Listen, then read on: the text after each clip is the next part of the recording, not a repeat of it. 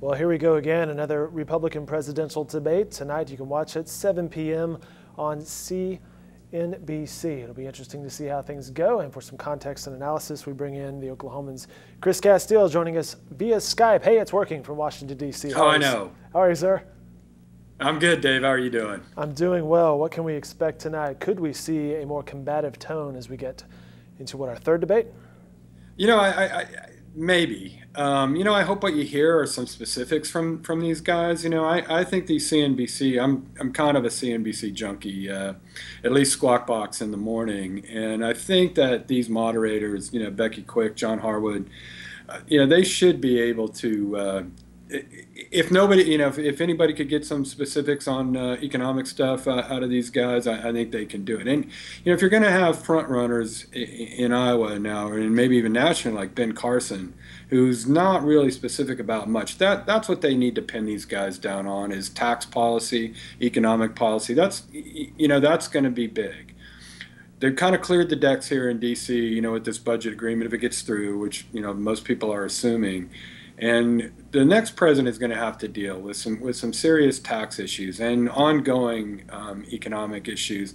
And it's not too much to ask for Ben Carson to have some kind of coherent economic and tax plan. So, and I know some of these guys will be able to respond to these questions. Or it'd be interesting to see Trump too. I think he understands capital gains tax. I think he understands taxation. In general, maybe even very, very granular at a granular level, but hopefully we'll get to that. And not worry so much about who's bickering at who. Carly Fiorina should probably do well tonight too.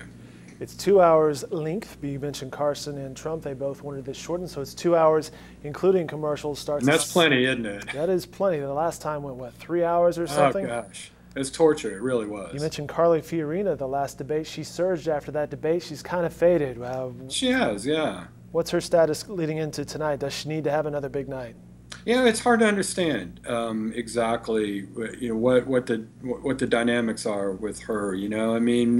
She may just be like some of the other candidates that whether it's Jeb Bush or Rubio or that just get to a point and level off and then even drop again just because people whatever novelty about them wears off fairly quickly. But I think again tonight this should be one where she shines really. And if after tonight Ben Carson is still beating everybody in Iowa, then I just think it's beyond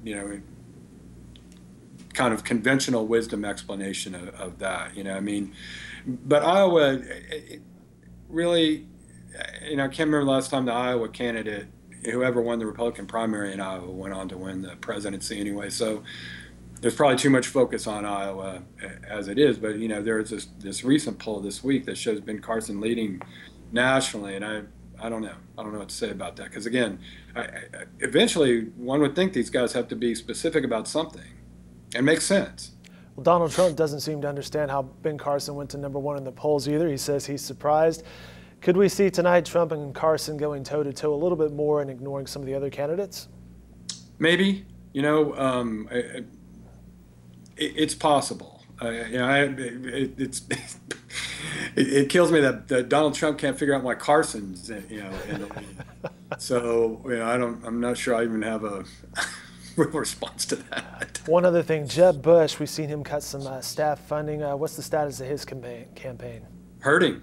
At some point, given just tens of millions of dollars spent by him and his super PAC, one would think he'd have made,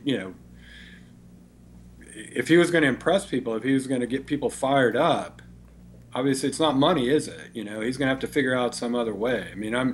He had some baggage going in, not necessarily his own, really. He had, and I know this whole anti-establishment, we want something new, kind of thing gets ginned up every 4 years. But really, when it comes to, Bush and Clinton, there is a legitimate segment out there that wants something besides Bush or Clinton. So he had that to overcome. He hasn't done it. We mentioned the debate tonight at 7 p.m. You can watch it on CNBC. You can follow this guy, Chris Casteel. He'll be live tweeting, no doubt, Follow him on Twitter at NewsOKPolitics. One thing, though, I saw you tweet earlier this week was how Tom Cole predicted that former Speaker Boehner would go out trying to get some things done, and it looks like that's what's going to happen with this budget deal, right?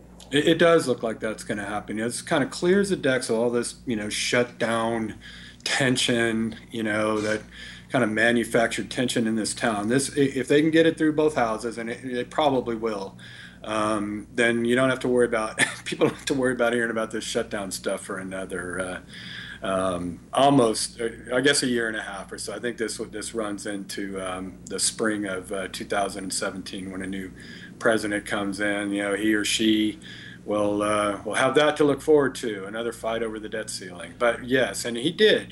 This Boehner, it was clear, that he could get something done.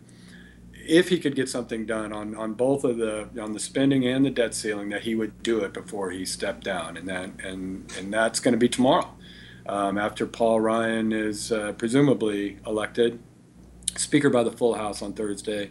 Then Boehner's out the door on Friday, I think, into the private sector.